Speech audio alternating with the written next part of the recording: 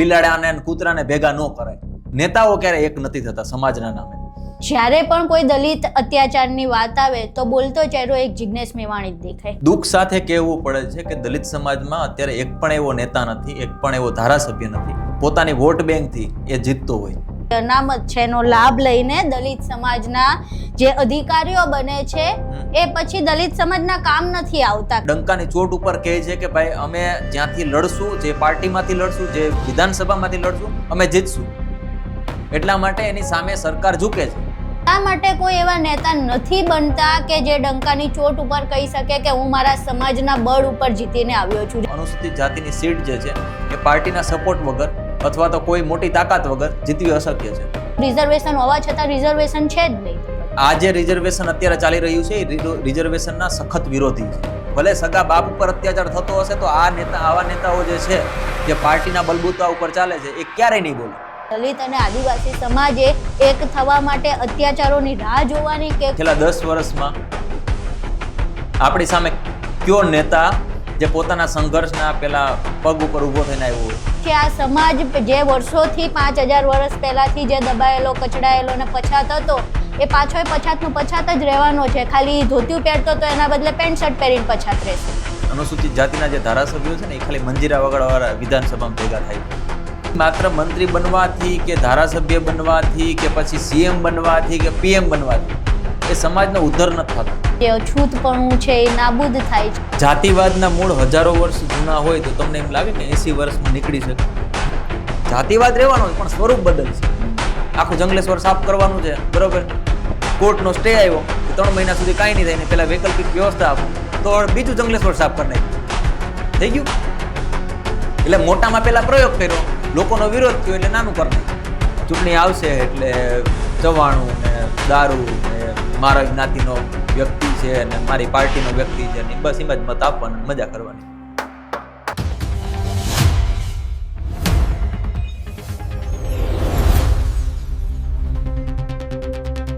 ગુજરાતમાં છેલ્લા ઘણા સમયથી એવો ટ્રેન્ડ જોવા મળે છે કે કોઈ પણ અત્યાચારની ઘટના સામે આવે તો એ સમાજની ઘટના બની જાય છે અને પછી આખો સમાજ જે છે એ ઘટના માટે, ન્યાય માટે લડવા આવી જાય છે અને આખો સમાજની એકતા પણ જોવા મળે છે.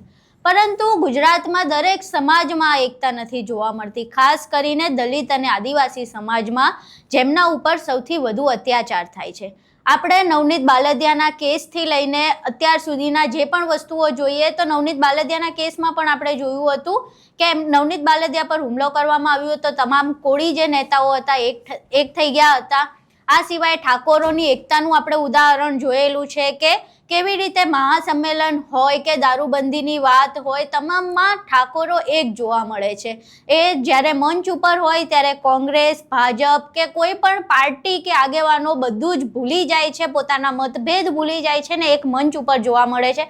પરંતુ આ વસ્તુ દલિત અને આદિવાસી સમાજમાં નથી જોવા મળતી. કોઈ એવા અત્યાર સુધીના કિસ્સા સામે નથી આવ્યા જેમાં પક્ષ વિપક્ષ ભૂલીને કોઈ દલિત તમામ નેતાઓ કે દલિત આગેવાનો એક મંચ પર જોવા મળ્યા હોય. આવી જ વસ્તુ આદિવાસી સમાજમાં પણ જોવા મળે છે. તો આ પાછળનું કારણ શું છે? શા માટે આવી ઘટના જોવા મળે છે અને શા માટે દલિત અને આદિવાસી સમાજ તો ઠીક, એમના નેતાઓ પણ એક થવા તૈયાર નથી? તે વિશે વિગતવાર ચર્ચા કરવી છે. આપણી સાથે હાજર છે પત્રકાર એવા સમ્રાટ બૌદ્ધ. એમની સાથે ચર્ચા કરીશું કે આ ઘટનાઓ કેમ આવી બની રહી છે. સમાજ તો વિખૂટો છે જ, પરંતુ સમાજના નેતાઓ પણ શા માટે વિખૂટા છે? નમસ્કાર સમ્રાટભાઈ. નમસ્કાર. તો જે પ્રમાણેની આપણે વાત કરી કે દલિત અને આદિવાસી સમાજની સામે સૌથી વધારે અત્યાચાર થાય છે, પરંતુ એ સમાજ તો વિખૂટો જોવા જ મળે છે, એમના નેતાઓ પણ વિખૂટા હોય છે. કોઈ દિવસ એક મંચ પર કેમ નથી જોવા મળતા? એવું નથી કે સમાજ એક નથી થતો.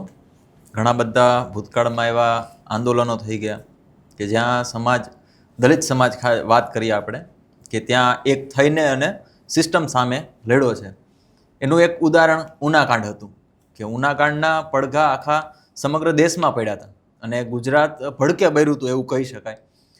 ઉગ્ર આંદોલન પણ થઈ ગયા, હિંસાની ઘટનાઓ પણ સામે આવી હતી. સાથે સાથે એક એવા વ્યક્તિ હતા કે જેમણે ઉનાકાંડથી દુઃખી થઈને પોતે આત્મહત્યા કરી લીધી હતી. ઘણા બધા લોકો ઉપર કેસ થયા હતા. અત્યારે 72 જેટલા લોકો ઉપર કેસ ચાલી રહ્યા છે. એટલે એવું નથી કે સમાજ ક્યારેય એક નથી થતો. પણ હા ચોક્કસ એ છે કે નેતાઓ ક્યારે એક નથી થતા સમાજના નામે. અત્યાર સુધીનો ઇતિહાસ છે કે ઘણા બધા સમાજોમાં જેમ તમે વાત કરી એમ કે કોઈ પણ હિંસાની કોઈ ઘટના બને, કોઈ મારામારીની ઘટના બને તો સમાજના વ્યક્તિ તરીકે બધા નેતાઓ એક સ્ટેજ ઉપર આવી જતા હોય છે, પરંતુ એસસી અને એસટીમાં આ અત્યાર સુધી ક્યારેય જોવા જ નથી મળ્યું એમ.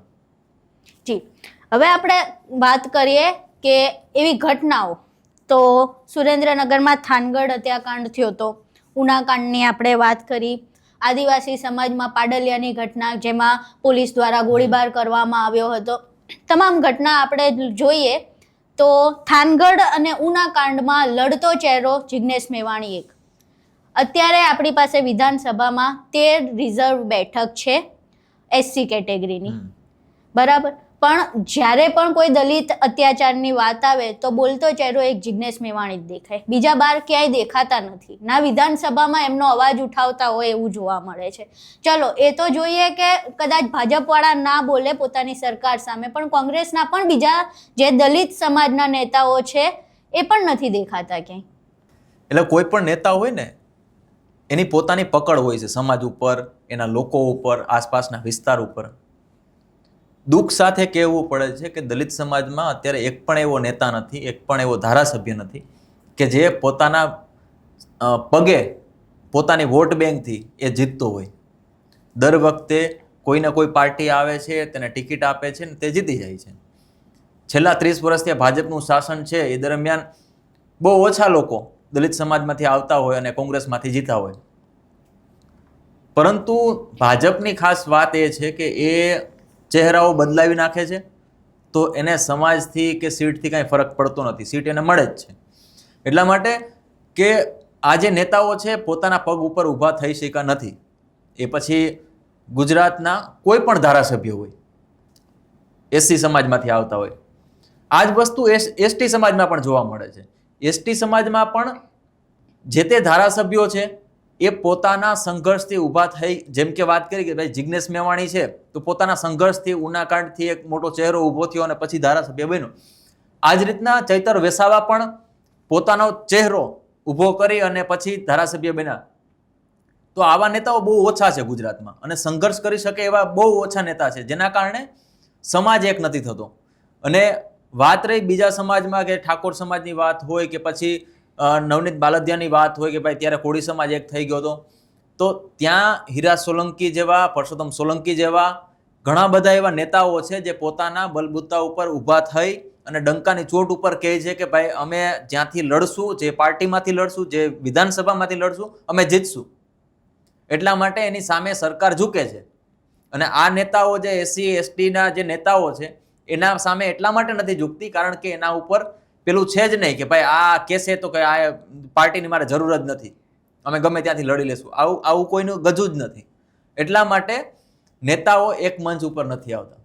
જી, જિગ્નેશ મેવાણીનું થોડા સમય પહેલાનું એવું નિવેદન હતું કે જે રિઝર્વેશન છે, જે અનામત છે એનો લાભ લઈને દલિત સમાજના જે અધિકારીઓ બને છે એ પછી દલિત સમાજના કામ નથી આવતા, કારણ કે અમારે તો જેટલું બીજા અધિકારીઓ સામે લડવાનું એટલું જ અમારે એ અધિકારીઓ સામે પણ લડવાનું કે સમાજના કામ થવા જોઈએ, એમને એ સંવેદના નથી આવતી.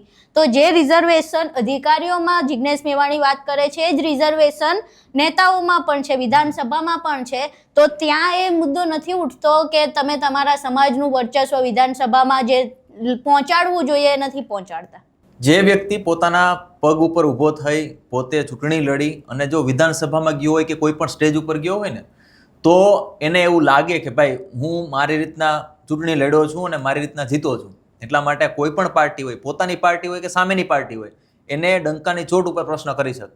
પરંતુ જ્યારે કોઈ પાર્ટીના સપોર્ટથી ચૂંટણી જીતા હોય એ વ્યક્તિ પોતાની પાર્ટીને ક્યારેય સવાલ ન કરી શકે. પણ ગણ્યા ગાંઠ્યા એકાદ બે નેતાઓની સિવાય આવડી મોટી દલિત આદિવાસીની વસ્તી છે, શા માટે કોઈ એવા નેતા નથી બનતા કે જે ડંકાની ચોટ ઉપર કહી શકે કે હું મારા સમાજના બળ ઉપર જીતીને આવ્યો છું, રિઝર્વેશન બેઠક ઉપરથી જ જીતે છે, તો પછી કેમ એવું નથી કહી શકતા કે હું મારા સમાજના બળ ઉપર જીતીને આવ્યો છું ને મેં એમના કામ કર્યા છે એટલે જીતીને આવ્યો છું? શું એમની દાનત નથી કામ કરવાની? એટલે એવું નથી, પણ ગુજરાતનો ખાસ કરીને એસસી સમુદાય જે વાત કરીએ, અનુસૂચિત જાતિની વાત કરીએ, તો અનુસૂચિત જાતિમાં 13 સીટો રિઝર્વેશન છે અને 13 સીટોમાં એવી કોઈ ક્લીન સ્વીપ વાળી સીટ એક પણ નથી કે જ્યાંથી કોઈ પણ અપક્ષ રીતે અથવા તો પોતાના સંઘર્ષથી એ વ્યક્તિ ઊભે અને ત્યાંથી જીતે.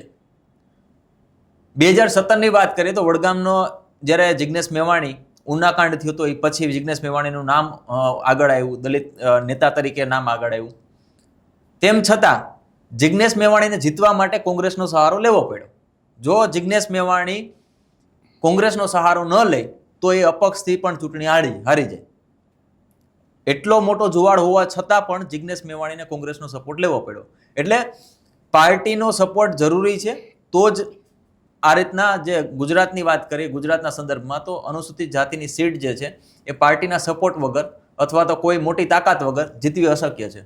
એટલે ટૂંકમાં તમે એવું કહેવા માંગો છો કે 13 જેટલી પણ બેઠક છે એમાં ક્યાંય દલિત વસ્તી એટલી છે જ નહીં કે ખાલી દલિત વસ્તીના વોટથી કોઈ પણ ધારાસભ્ય બની શકે.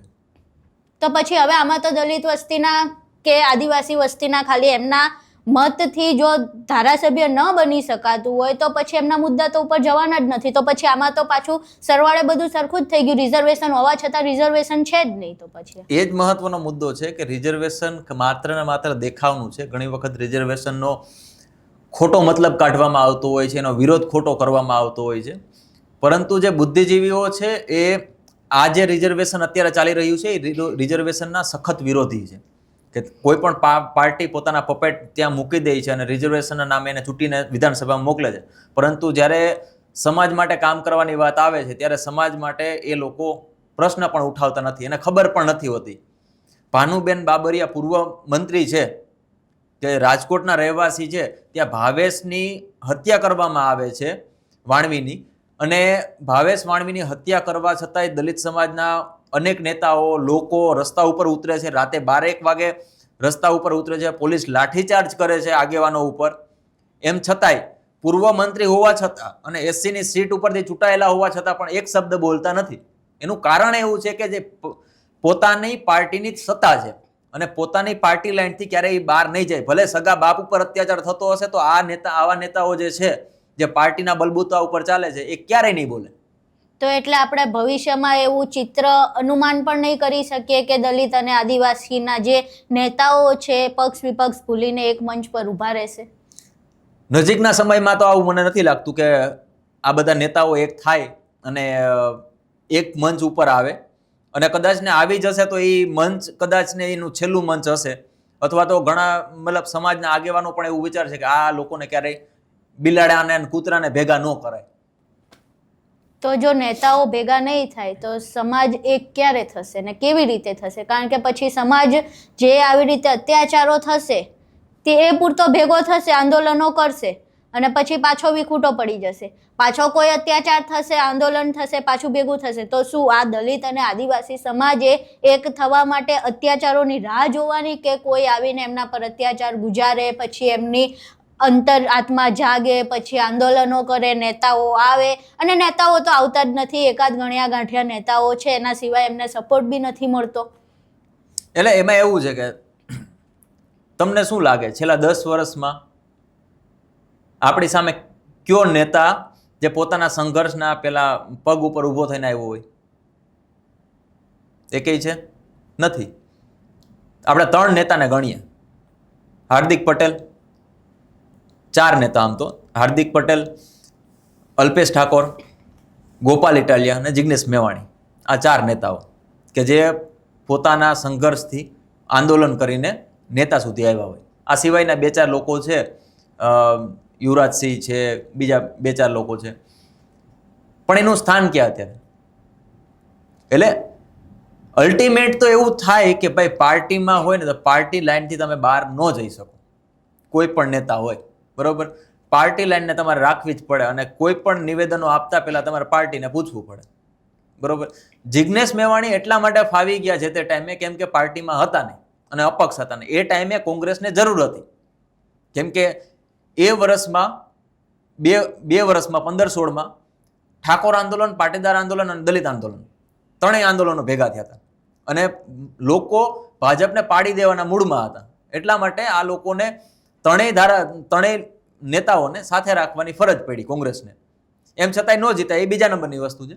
પરંતુ જ્યારે આવું થાય અને ભવિષ્યમાં આપણે એવી ચિંતા વ્યક્ત કરતા હોય કે ભાઈ દલિત નેતાઓ છે એ ભેગા નહીં થાય તો સમાજ ક્યારે ભેગો થશે, એનું એક જ માત્ર સોલ્યુશન છે કે લોકો જે છે નાનામાં નાના વ્યક્તિ છે એને કેડર બેઝ લોકો તૈયાર કરવા. 100 વ્યક્તિ અને એક કેડર બેઝ વ્યક્તિ બે સમકક્ષ છે. એટલે જ્યાં સુધી કેડર બેઝ વ્યક્તિઓ ભેગા નહીં થાય, કેડર બેઝ વ્યક્તિઓ સાથે આસપાસની તમારી સાથે રહેતા લોકો તમારી સાથે નહીં આવે, તમે જે વિચારો છો એને લઈને સામેવાળો વ્યક્તિ શું વિચારે છે, સામેવાળો વ્યક્તિ વિચારે છે એને લઈને તમે શું વિચારો છો, એ બધી વસ્તુઓ ભેગી થશે ને, ડિસ્કશનો થશે, ચર્ચાઓ થશે, ઘણી બધી વસ્તુઓ એકબીજાની આપલે થશે, ત્યારે સમાજ ભેગો થશે. અને એ માત્ર કોઈ SC કે ST કે OBC નહીં હોય કે જનરલ નહીં હોય, એ એક મોટો સમાજ હશે ને એ સમાજ જ્યારે ભેગો થશે ત્યારે વ્યક્તિ અથવા પાર્ટી લાઇનથી દૂર થઈને લોકો સાચા નેતાને પસંદ કરશે. બીજો એક પ્રશ્ન એ છે કે થાનગઢ હત્યાકાંડ લઈ લઈએ, ન્યાય નથી મળ્યો. ઉનાકાંડમાં આજે ચુકાદો આવ્યો, હજુ પરિવારનું એવું માનવું છે કે ન્યાય નથી મળ્યો. પાડેલિયાની ઘટનામાં ન્યાય નથી મળ્યો. ઇવન વિધાનસભામાં સરકાર પોતાના જૂના જવાબથી અત્યારે જવાબમાં પણ ઉલટફેર આવી ગયો. તો નેતાઓ જો એક હોય તો એનાથી એ ફરક પડતો જોવા મળ્યો છે આપણને કે પાટીદાર આંદોલન થાય અને પાટીદાર નેતાઓ એક થાય તો સરકારને નમવું પડે અને ટૂંક સમયમાં આખું મંત્રીમંડળ ફેરવી દેવું પડે અને મુખ્યમંત્રી બદલી દેવા પડે. નવનીત બાલદિયા પર હુમલો થાય, તમામ ધારાસભ્યો ગાંધીનગર પહોંચે, સીટની રચનાઈ કરવી પડે અને માયાભાઈના દીકરાની અટકાયત પણ કરવી પડે, એમની ધરપકડ પણ થાય, એમના રિમાન્ડ પણ મંજૂર થાય. પણ જો આ ધારાસભ્યો ભેગા નહીં થાય, આ નેતાઓ ભેગા નહીં થાય તો થાનગઢ 2012 બન્યો, 2026 આવી ગયું, ન્યાય નથી. થોડા સમય પહેલા મૃતકના પિતા આપણા સ્ટુડિયોમાં રડતા ગયા. ઉનાકાંડમાં આજે વાત થઈ, ચુકાદો આવ્યો, પીડિતનું એક જ કહેવું છે કે ન્યાય નથી મળ્યો.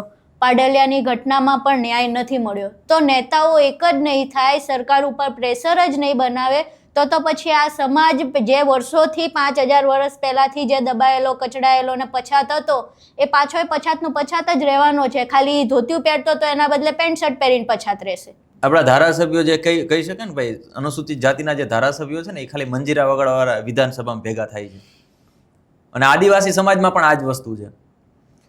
ત્યાં પેલી કહેવાય ને કે ભાઈ ઘેટાઓને દોરો ને ત્યાં જાય, અને આ જે પ્રજા છે ને એ ઘેટા જેવી છે. એને તમે જ્યાં દોરો ને જ્યાં એને મજા આવે કે આ આપણે કાંઈક મજા આવે એવું છે તો એ લોકો ત્યાં દોડ્યા જાય. એટલા માટે જ કીધું કે જ્યાં સુધી કેડર બેઝ લોકો તૈયાર નહીં થાય ને ત્યાં સુધી આ લોકો ફાવીને જ રહેશે, પાર્ટીના નેજા નીચે કે પછી કોઈને કોઈ રીતે એમ સામદામ દંડ ભેદ અપનાવીને જ રહેશે. પ્રદ્યુમન વાજા શિક્ષણ મંત્રી છે ગુજરાત સરકારમાં. દલિત સમાજમાં એનું વર્ચસ્વ કેટલું? લિમિટેડ. હવે તકલીફ એ થાય છે કે ખાલી માત્ર મંત્રી બનવાથી કે ધારાસભ્ય બનવાથી કે પછી CM બનવાથી કે PM બનવાથી એ સમાજનો ઉદ્ધાર નથી થતો. ઉદ્ધાર ત્યારે થાય કે નાનામાં નાનો એક ચપરાસી પણ હોય ને, નોકરશાહીમાં પેલા શું કહેવાય પટ્ટાવાળો પણ હોય ને, અને જો એ વ્યક્તિ કેડર બેઝ હશે ને તો એના સમાજનું ઊભું કરી દેશે, કોઈ ને કોઈ રીતે એના સમાજને કામ આવશે. અને એવું નથી કે ભાઈ જ્ઞાતિવાદ કરીને સમાજને કામ, એ એવું વિચારશે કે સાચું કોણ ને ખરાબ કોણ. એટલા માટે કેડર બેઝ વ્યક્તિ જરૂરી છે. નેતાઓ તો આવતા રહેશે, જતા રહેશે. અને જે ઘટનાની વાત કરી કે ભાઈ થાનગઢ કાંડ થઈ ગયો, ઉનાકાંડ થઈ ગયો, પાડલિયાની ઘટના છે, તો એવી બધી ઘટનાઓમાં થશે એવું કે અત્યારે 10, 12, 15 વર્ષ થઈ ગયા, ન્યાય નથી મળ્યો, હજી 30 વર્ષ વયા જશે, ન્યાય નહીં મળે. આવી બધી ઘટનાઓ બનતી રહેશે તો. પણ અત્યારે દલિત સમાજને ને જે ST સમાજ છે એ લોકોને ખાસ એવી જરૂરિયાત છે કે એ લોકોએ કેડર બેઝ લોકો તૈયાર કરવા પડશે. ત્યાં સુધી આ બધી વસ્તુઓ ચર્ચા કરવી, મત આપે, ચવાણા ખળે દારૂ ચાલુ થઈ જાય, એ બધી વસ્તુ ગૌણ છે. પણ જ્યાં સુધી કેડર બેઝ લોકો નહીં હોય ને તો આ ચવાણા, દારૂ, નેતાઓના બધા સાઈડમાં પડ્યા રહેશે. એટલે મેન મુદ્દો એ છે કે કેડર બેઝ વ્યક્તિને એના વિચારમાં એવું હોય છે, શુદ્ધતા હોવી જોઈએ એના વિચારમાં કે ભાઈ હું જે કરું છું ને એ મારા પરિવાર, મારા સમાજ અને મારા દેશ માટે યોગ્ય છે, ત્યારે જ એ કેડર બેઝ વ્યક્તિ આગળનું પગલું ભરે. તો હવે શું લાગે છે ભવિષ્યમાં વિધાનસભામાં તમામ જે ધારાસભ્યો એક થઈને એક સમાજનો કે સમુદાયનો કે અત્યાચાર વિરોધનો અવાજ ઉઠાવે, એ માટે પાર્ટીએ શું કરવું, ધારાસભ્યોએ પોતે શું સમજવું જોઈએ? જે ધારાસભ્યની ચૂંટણીઓ, કારણ કે હવે 2027માં વિધાનસભાની ચૂંટણી આવશે તો બહુ દૂર નથી. જો કદાચ એમને બુદ્ધિ આવે તો આ પૂરતો સમય છે વિચારવા માટે કે એમને શું કરવું જોઈએ કે આ દબાયેલો કચડાયેલો સમાજ હવે એ જે ટેગ લાગ્યું છે એમના પરથી ટેગ હટે. એમાં છે ને કાંઈ ન થાય. અત્યારે બધી વાતો કદાચ ઘણા બધા લોકો કરતા હશે કે ભાઈ અમે આમ કરી નાખીએ ને અમે આમ કરી નાખીએ, પણ નેતાઓથી કાંઈ ન થાય. આપણા કરતાં એ અત્યારે બુદ્ધિશાળી છે એવું માનીએ આપણે, અને ભણેલા ગણેલા લોકો છે, ડૉક્ટર છે, ઘણા બધા 8 પાસ છે એવું કહી શકાય, અભણ છે. પરંતુ ભણવાની મજાકની વાત છે, પરંતુ આપણા કરતાં વધારે એ બુદ્ધિજીવીઓ છે. નેતાઓ એમને નથી બનાતું, એ ઘણો બધી વસ્તુઓ સાથે લઈને ચાલવી પડે. એટલે એ જાણે છે એ લોકો કે હવે અમારે શું કરવાનું. હવે એના માટે અમારે શું કરવાનું પગલું જે છે કે મારે પાર્ટી જે કે એ હાજીજી કરવાની છે, બરોબર. પાર્ટી કે અહીંયા જવાનું છે તો પાર્ટી ત્યાં જવાનું, પાર્ટી કે અહીંયા નથી જવાનું તો ત્યાં નથી જવાનું. એટલા માટે જ ઘણી વખત 2-4 ધારાસભ્યના જ કે 2-4 નેતાઓના જ આપણા મોઢે નામ આવતા હોય કે જેમ કે જિગ્નેશ મેવાણી, કે ભાઈ ચોખ્ખું કહી દે ભાઈ પાર્ટીનો હોય તો એ શું થઈ ગયું, મારા સમાજનું છે એટલે હું ત્યાં જઈશ. કિરીટ પટેલ જોડે વચ્ચે વિવાદ બી. કિરીટ પટેલ છે. આની પહેલા રાજસ્થાનમાં જ્યારે કોંગ્રેસની સરકાર હતી ત્યારે એક નાનકડા બાળક ઉપર અત્યાચાર થયો હતો ને મારી નાખ્યો હતો એને પાણી પીવાના બાબતે, બરોબર. ત્યારે પણ એમણે કોંગ્રેસની સરકારને પણ કીધું હતું કે ભાઈ હું ત્યારે મહેસાણાનો કેસ ચાલતો હતો એમની ઉપર અને ત્યાં બહાર જવાની એને પરમિશન નથી. એટલે એમણે કીધું જો ભાઈ મારી સરકાર જો એક્શન નહીં લઈને તો મારી સરકારને હું ઠોકર મારી દઈશ એમ. એટલે આવા બહુ ઓછા લોકો છે ને, ભાજપમાં તો આ સિસ્ટમ છે જ નહીં. એ તો શિસ્તબદ્ધ પાર્ટી છે ને, કથિત શિસ્ત એમની એવી છે કે પાર્ટીનું ખરાબ હોય તો ખરાબ બોલવાનું. હા, એટલે એ સિસ્ટમ છે જ નહીં. એ પાર્ટી જે કે સર્વ બરોબર. એમાં કદાચ ભગવાન આવીને કહે ને કે ભાઈ આમ આ કર, તો કે ના મારી પાર્ટી આ કીધું એટલે મારે, હું તો નાનકડો કાર્યકર્તા છું, બરોબર, પણ એ કાર્યકર્તા નહીં, નાનકડો ગુલામ છે, બરોબર. એટલે ભવિષ્યમાં એવી આશા અત્યારના સમયમાં કે થોડા સમયના આપણે જોઈએ ભવિષ્યમાં એવી આશા નથી કે બધા નેતાઓ એક થાય અને જે આ દલિત અત્યાચાર નિવારણ ને એ બધી વાતો જે કરતા હોય સ્ટેજ ઉપરથી, એ શક્યતાઓ નથી. જો 30 વર્ષમાં થવું હોય તો 30 વર્ષમાં ભાજપની સરકાર 6-7 વાર બની ગઈ, બરોબર. એમ છતાંય જો અત્યારે ન થયું હોય તો આવનારા સમયમાં પણ આશા રાખવાની નથી કે આ સરકારમાં આવું કંઈ થઈ શકે એમ. તમે કીધું કેડર બેઝ કામ થવું જોઈએ તો કંઈક ફેરફાર આવે. એનું નેતૃત્વ તો કોઈકે કરવું પડશે, કારણ કે આટલા બધા કેડર બી ક્યાંક તો નેતા તો બધું રમણ ભમણ થઈ જશે. એક તો નેતૃત્વનો પ્રશ્ન છે કે નેતૃત્વ કરશે તો કરશે કોણ, અને જ્યાં સુધી આ નથી થતું ત્યાં સુધી હવે તો ચૂંટણી પાછી આવશે તો જનતાએ કેવી રીતે મત આપવા કે એમના સમાજનો પ્રશ્ન ત્યાં જઈને ઉઠે. જેમ બગદાણામાં થયું, જેમ સમાજ દબાવી શકે છે પોતાના નેતાઓને, નેતાઓ દબાવી શકે છે સરકારને, એવી રીતે આ બે સમાજના ના નેતાઓ દબાય છે ના એમના નેતાઓ સરકારને દબાવી શકે. તો જનતાની આંખ કેવી રીતે ઉઘડશે ને જનતાએ ચૂંટણીમાં શું કરવું? કારણ કે જનતા તો એમના સમાજના ઉમેદવારને જીતાડી દે છે, પણ પછી શું? કારણ કે અવાજ તો તોય નથી પહોંચતો. કેડર બેઝ વ્યક્તિમાં 2 મુવમેન્ટ અત્યારે ગુજરાતમાં ખૂબ જોરશોરથી ચાલે છે.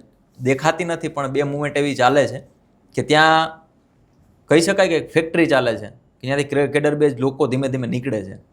હવે એ કેડર બેઝ લોકો કોઈ IPS અધિકારી કે કોઈ કલેક્ટર કે એવા નથી. એ એવા મજૂર છે કે જે સવારે ઉઠીને એવું વિચારે છે કે જો આજે દાડી મળશે તો સાંજે અમે ખાશું, બરોબર. 3 વર્ષનો છોકરો તડકા ધોમમાં એની સાથે કેડર લેવા જાય છે. એટલે આવા ઘણા બધા લોકો અત્યારે ધીમે ધીમે તૈયાર થઈ રહ્યા છે, કેડર બેઝ બની રહ્યા છે. અને એ જ્યારે બારે આવશે ને બધા ભેગા, ત્યારે હું ચોક્કસથી એવું કહું છું કે ભાઈ એ વસ્તુ આજે અત્યારે જે પ્રશ્ન ઊભા થઈ રહ્યા છે ને એ પ્રશ્ન ભવિષ્યમાં ઊભા નહીં થાય. અને કેડર બેઝનું મહત્વનો મુદ્દો જો હોય ને તો કાંશીરામ સાહેબ છે, જેને BSPની સ્થાપના કરી અને બામસેપમાં કેડર બેઝ લોકોને જ ભરતી કર્યા છે, કેડર બેઝ લોકોને જ તૈયાર કર્યા છે, અને એનું જળ આજે પણ તમને ક્યાંક ને ક્યાંક જોવા મળે. એટલે બામસેપના લોકો ઘણા બધા અત્યારે ગ્રાઉન્ડ ઉપર કામ કરી રહ્યા છે, એસએસડીના લોકો ઘણા બધા કામ કરી રહ્યા છે, અને નાના નાના સંગઠનો એવા ઘણા બધા છે જે લોકોને કેડર આપી રહ્યા છે, અને એને કેડર બેઝથી સમજાવી રહ્યા છે કે ખરેખર તમારે તમારા માટે શું કરવું જોઈએ. એટલે આવનારા ભવિષ્યમાં મને એવું લાગે છે કે કદાચ ને જો આવું શક્ય થાય ને તો આજે પ્રશ્ન ઊભો થાય છે એ પ્રશ્ન જ નીકળી જશે. આવનારું કેટલું 1950માં બંધારણમાં લખાઈ ગયું કે જે આર્ટિકલ 17 હેઠળ કે હવે જે અછૂતપણું છે એ નાબૂદ થાય છે, તો આજની તારીખે ગઈકાલનો રાજકોટનો કેસ છે, દલિત હત્યા થઈ. હજુ કેટલું ભવિષ્ય તમે જુઓ છો? ભવિષ્ય ક્યારેય ભાખાય નહીં. જાતિવાદના મૂળ હજારો વર્ષ જૂના હોય તો તમને એમ લાગે કે 80 વર્ષમાં નીકળી શકે? ન જ નીકળી શકે. કદાચ ને આજે હજી 200-500 વર્ષ થશે. જાતિવાદનું સ્વરૂપ બદલશે. કદાચ ને ગામડામાં રહેતા હોય તો આપણે પાણીની બોટલ ન અડે, તો શહેરમાં રહેતા હોય તો એ પાણીની બોટલ અડશે પણ એ પીશે નહીં, તમને નોકરીએ નહીં રાખે, કેમ કે તમે 100% કાસ્ટમાંથી આવો છો, બરોબર? એ કોઈ પણ કાસ્ટ હોય, એવું નથી કે એસસી સમાજની હોય, એસટી સમાજની, ઓબીસી હોય, જનરલ હોય, કોઈ પણ હોય. અમુક વિસ્તારમાં અમુક જ્ઞાતિના લોકોને નથી આપતા, એ ભલે ને સવર્ણ હોય. તો આ વસ્તુ તો રહેવાની જ છે, પણ એના સ્વરૂપો બદલાશે ધીમે ધીમે. માની લ્યો કે અત્યારે ગામડામાં આપણે જઈએ, અમારા પરમ દિવસનું મારું ઉદાહરણ છે, હું એક જગ્યાએ ગયો ખેતરમાં, બરોબર? તો એક વંડી હતી, ત્યાંથી એક વાટકો ઉતારીને દીધો કે ભાઈ આમાં ચા પીવું, મારી સામે, નજર સામે. એટલે એ ગામડાનું સ્વરૂપ છે. સિટીમાં આવો તો સિટીમાં તમને મકાન ન આપે, આમાં સિટીનું સ્વરૂપ છે. હવે ભવિષ્યમાં 10 વર્ષ, 15 વર્ષ, 50 વર્ષ જશે ને એટલે આનું સ્વરૂપ આખું બદલી જશે. જાતિવાદ રહેવાનો છે પણ સ્વરૂપ બદલશે. એટલે પરિવર્તન લાવતા હજારો વર્ષો નીકળી જાય ક્યારેક. તાત્કાલિક ક્યારેય પરિવર્તન આવતું નથી, અને તાત્કાલિક પરિવર્તન ક્યારેય લેવાનો પ્રયાસ પણ ન કરાય, કદાચ આપણે ખોવાઈ જઈએ. એટલે અત્યારનો જે માહોલ નફરતનો ને અત્યારે બધું ચાલે છે, જાતિ કોમના વચ્ચે ભેદભાવો ચાલે છે, શું લાગે અત્યારે હમણાં થોડાક 10 વર્ષમાં આવું થયું છે? ના, 100 વર્ષ ત્યાં ચાલતું હતું. એનો પાયો તો 100 વર્ષ ત્યાં નખાતો હતો, છતાં અત્યારે કેમ દેખાય છે? હજી આ તો પીક ટાઈમે નથી. એટલે પરિવર્તન આવતા સમય લાગે. ચૂંટણી નજીક આવી રહી છે, સ્થાનિક સ્વરાજ્યની ચૂંટણી નજીક આવી રહી છે, ઉમરેઠમાં પેટા ચૂંટણી આવી છે, પ્લસ 2027માં વિધાનસભાની ચૂંટણી આવશે. સમાજના લોકોને શું સંદેશ આપશો કે મત આપતા પહેલા શું ધ્યાન રાખવું? બધા વિસ્તારના અલગ અલગ જરૂરિયાતો હોય છે, અને એ જરૂરિયાતોના આધારે લોકોની પસંદગી કરવાની હોય છે. ઘણા બધા લોકો અત્યારે ગુજરાતમાં એવા પણ લોકો છે જે પક્ષને કાઢીને વ્યક્તિ ઉપર મત આપવાની વાત કરે છે કે તમારા વિધાનસભામાં વ્યક્તિને જોઈને મત આપો. ને એકચ્યુઅલમાં એવું જ હતું પહેલેથી કે તમે વ્યક્તિને જોઈને મત આપો. પક્ષની સિસ્ટમ તો હતી પરંતુ વ્યક્તિ પહેલા મહત્વનો છે. પણ હવે ઉલટું થઈ ગયું છે, પક્ષ કયો છે, વ્યક્તિ ગમે એ હોય. એટલે સેન્ટ્રલાઇઝ જે થવું જોઈએ ને એ અત્યારે ફૂલ ફેઝમાં છે. ઉપરથી જે આકા નક્કી કરે, 2 વ્યક્તિ નક્કી કરે એટલે નીચે સુધી એ જ ચાલે, બરોબર? અને સેન્ટ્રલાઇઝ ન હોય ને વ્યક્તિ જ્યારે નક્કી કરે ને ત્યારે વ્યક્તિ જે કહે ને એને પાર્ટીને કરવું પડે કે ભાઈ મારા વિસ્તારમાં આ સમસ્યાઓ છે, તમે આ સમસ્યાનું નિરાકરણ કરો અને મારી વાત સાંભળો, તો જ પાર્ટી કરે. એટલે હવે જે સેન્ટ્રલાઇઝ થઈ ગયું ને એના કારણે આ આખી સિસ્ટમ છે એ ખોરવાઈ ગઈ છે.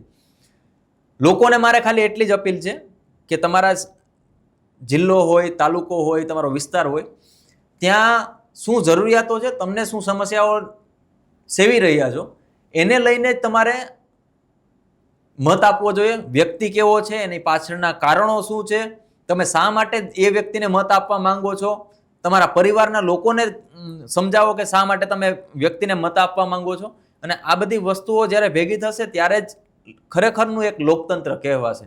બાકી તો પાર્ટીને જોઈને મત આપશે તો હજી કદાચ ને આજે શું કહેવાય ગેસના સિલિન્ડરની વાતો ચાલે છે, કદાચ એ 2,500-3,000માં અત્યારે મળે છે.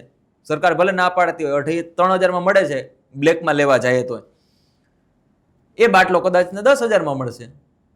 પણ ગુજરાતમાં તો જનતાએ પહેલેથી સ્વીકારી જ લીધું છે ને, કારણ કે રાજસ્થાનમાં સસ્તામાં મળી શકે. ગુજરાતમાં તો પહેલેથી મોંઘો જ મળે છે. એટલે આપણે ઘણી બધી એવા વિડીયો પણ જોયા હોય કે લોકો પબ્લિક રિવ્યૂ મીડિયા કરતી હોય ને એવું કે 5,000 મળશે તો એ આવશે તો ભાજપ જ.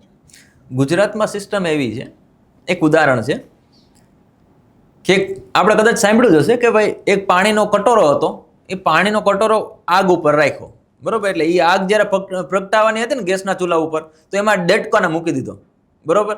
એટલે એ ધીમે ધીમે ધીમે પછી ચૂલો ચાલુ કર્યો. એટલે થોડું ટેમ્પરેચર રાખ્યું, પછી થોડું વધાર્યું, થોડું વધાર્યું, થોડું વધાર્યું, થોડું વધાર્યું, બરોબર. ડેટકાને કાંઈ ફરક ન પડ્યો, કેમ કે એનું ટેમ્પરેચર મેન્ટેન થતું રહ્યું, બરોબર. અને છેલ્લે એ ફૂલ ટેમ્પરેચર કરી લીધું. એક સમય એવો આવ્યો કે એને એટલી ચામડીની બળતરા થઈ ગઈ ને, પણ એને હાર માની લીધી, કેમ કે શક્તિ બધી વેડફી નાખી એને પહેલા જ, બરોબર. એટલે એ બહાર નીકળે એવી ક્ષમતા જ નથી એનામાં. એટલે એને શું કર્યું, ત્યાં પોતાનો જીવ ગુમાવી દીધો. બીજો પ્રયોગ એવો હતો કે ભાઈ ઠંડુ પાણી હતું, એને ફૂલ ગરમ કર્યું, પછી ડેટકો નાખ્યો, તો ડેટકા શું કર્યું, ઉછળીને બહાર. આ વસ્તુથી આપણે સમજવાનું છે કે આ લોકો ધીમું ઝેર આપે છે. ધીમે ધીમે ધીમે તમને 500નો બાટલો પેલા હેલ્મેટની વાત આવી તો કે ભાઈ હેલ્મેટમાં તમે હેલ્મેટ વગર દેખાશો એટલે મહાનગરપાલિકા હોય કે રસ્તો હોય કે જાહેર રસ્તા ગમે ત્યાં નેશનલ હાઈવે હોય, હેલ્મેટ વગર દેખાવ એટલે 1,000 રૂપિયા દંડ.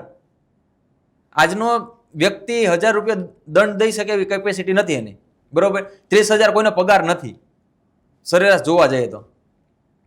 હવે એ વ્યક્તિને એટલે બધાએ કીધું આ તો સરકારનો માસ્ટર સ્ટ્રોક છે ને હવે રસ્તાઓમાં વાંધો નહીં આવે ને આ બધા આમ કરે. એટલે લોકોનો વિરોધ થયો કે ભાઈ અમારી પાસે એટલા પૈસા નથી તો અમે કેમ દેશું એમ.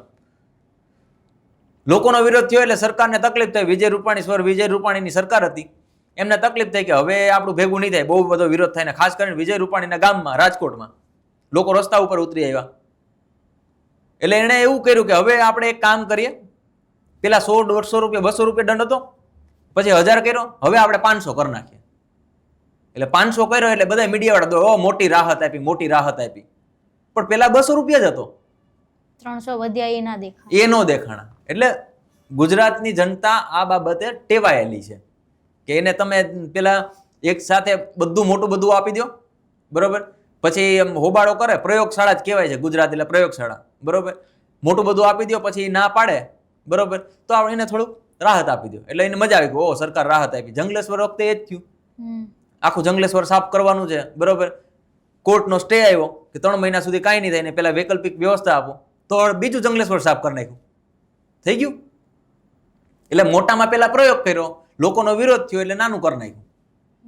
એટલે બધી જગ્યાએ આ ગુજરાતમાં આ જ ચાલે છે. લોકોને હજી સમજ નથી આવતી કે આપણી આસપાસ કેવા મુદ્દાઓ છે, શું છે. ચૂંટણી આવશે એટલે ચવાણું ને દારૂ ને મારા જ્ઞાતિનો વ્યક્તિ છે ને મારી પાર્ટીનો વ્યક્તિ છે ને બસ એમ જ મત આપવાના, મજા કરવાની. જી, અમારી સાથે જોડાવા બદલ આભાર. જે પ્રમાણે આપણે વાત કરી એ પ્રમાણે રિઝર્વેશન છે, સમાજના લોકો પહોંચે છે, SC ST વર્ગના નેતાઓ, ધારાસભ્યો પણ વિધાનસભામાં પહોંચે છે, પણ એમના સમાજના પ્રશ્નો નથી પહોંચતા. કેમ? એના કારણો પર ચર્ચા પણ કરી. તો હવે જે ચર્ચાનું નિષ્કર્ષ છે એ તમારા ઉપર છોડીએ છીએ કે તમે સમજો.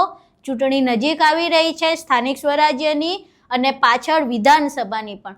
આંખો ઉગાડો અને એ પ્રમાણે મત આપો કે તમારા જે મત છે એનું મૂલ્ય વિધાનસભામાં પહોંચે, તમારા જે અવાજ છે એ વિધાનસભામાં પહોંચે અને સરકારને ફરક પડે કે આ લોકોના મત નહીં આવે તો આપણી સરકારને ફેર પડશે.